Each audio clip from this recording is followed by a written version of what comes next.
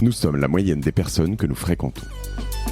Avec Génération Do It Yourself, je vous propose de rencontrer ensemble des entrepreneurs, sportifs ou artistes qui vont littéralement faire exploser notre moyenne.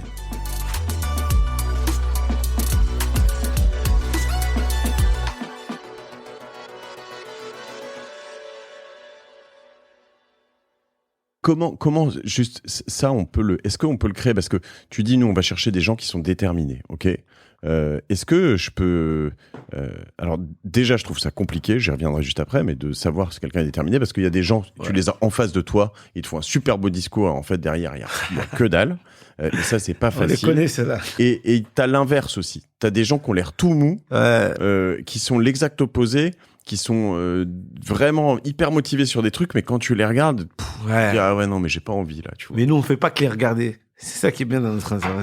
Nous, on les met en situation. Et c'est ça qui est bien dans notre sélection. Nous, pour savoir, voilà, on va recevoir en moyenne, 100 à 200 dossiers, surtout dans les promos nationales, quand on fait à Paris, qui sont des promos ouverts à tous.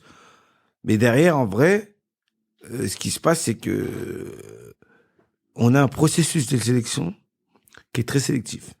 Et si t'es pas motivé, déterminé, tu peux pas le suivre. Mais tu vas craquer à un moment donné. Donne-moi quelques... Déjà, voilà, il y a l'inscription qui est simple. Ouais. T'es convoqué face à deux jurys de 3 entrepreneurs chacun. Ça fait que tu passes devant 6 personnes, 3 entrepreneurs de chaque côté, et des membres de l'équipe, qui vont te challenger pendant 30 minutes et te poser toutes les questions, te mettre en difficulté, etc.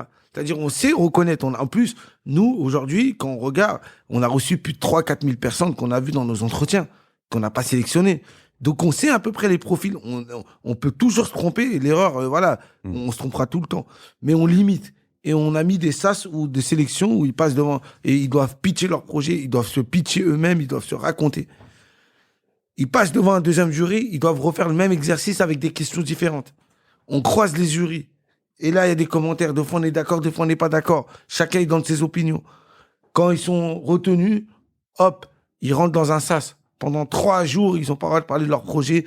Ils sont avec un groupe d'une 40 à une 30 de personnes. Et là, on challenge. On leur donne des exercices. On les met en lien, etc. On essaie de voir à peu près les profils. Est-ce qu'ils vont correspondre à notre pédagogie? Est-ce qu'ils sont vraiment déter? C'est quoi le mode de réflexion? Est-ce que le gars, il est têtu ou il est obstiné? Est-ce qu'il est déterminé? Tu vois, toutes ces questions, toutes ces grilles de lecture. On fait un entretien de sortie. Et à la fin, on en retient 15 à 20 avec qui on va aller pendant 6 mois à fond avec eux. Et c'est un processus qu'on a étudié, qu'on a mis en place, qu'on a testé. On a vu ce qui marchait, ce qui marchait pas bien. On a formé les jurys à comment détecter des signaux faibles, des signaux forts. Dans le SAS de 3 jours, c'est des gens qui ont été formés pour repérer un certain nombre de choses. Pourquoi? Parce que nous, on juge que on va vous donner beaucoup pendant ces 6 mois. Le seul engagement qu'on veut, on veut que vous soyez à fond.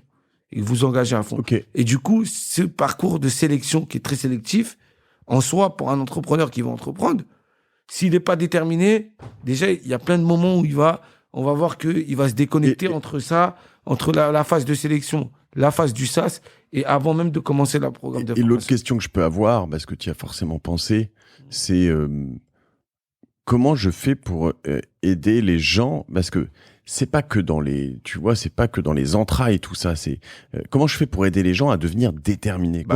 Comment parce qu'il y a des gens qui le sont pas. Ils arrivent chez toi, ils le sont pas, et ils mériteraient de l'être. Et tu vois, ils ont peut-être eu soit la mauvaise éducation, les mauvais mentors.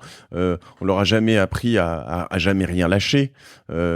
Mais comment, parce que toi c'est venu, je sais pas, semble-t-il naturellement. Mais comment je fais en sorte, comment je peux inspirer des gens pour qu'ils soient déter, quoi. Bah déjà, c'est en racontant des histoires, en les mettant dans un environnement où tu as des gens extrêmement déterminés. Et la détermination, c'est pas une question de caractère, c'est pas une question de je dois être extravagant et tout. Il y en a, ils sont extrêmement déterminés, mais calmes.